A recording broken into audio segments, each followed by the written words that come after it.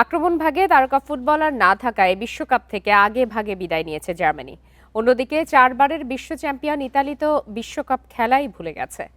তাদের স্বরূপে ফিরতে দরকার ভালো মানের একজন কোচ, বলেছেন জাতীয় দলের সাবেক গোলকিপার বিপ্লব ভট্টাচার্য। ব্রাজিলের পর বিশ্বকাপের সবচেয়ে সফল দুই দল জার্মানি ও ইতালি।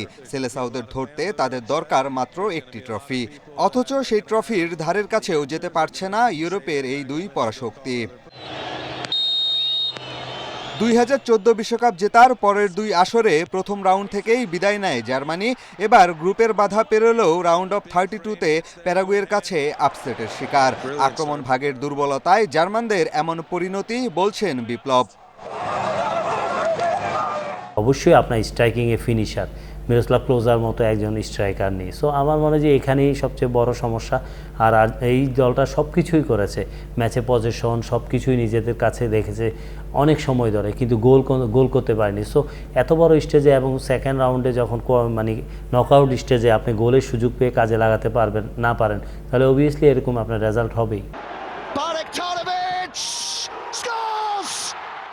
ইতালিকে নিয়ে আক্ষেপটা আরও বেশি, তারা যেন বিশ্বকাপ থেকে হারিয়ে গেছে।